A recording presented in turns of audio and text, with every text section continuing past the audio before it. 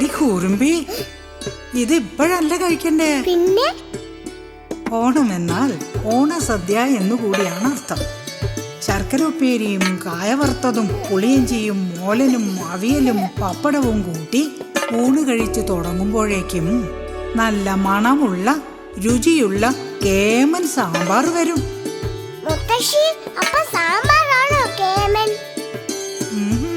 ഇനി വരാൻ പോകുന്ന ആളല്ലേ അതിലും കേമൻ.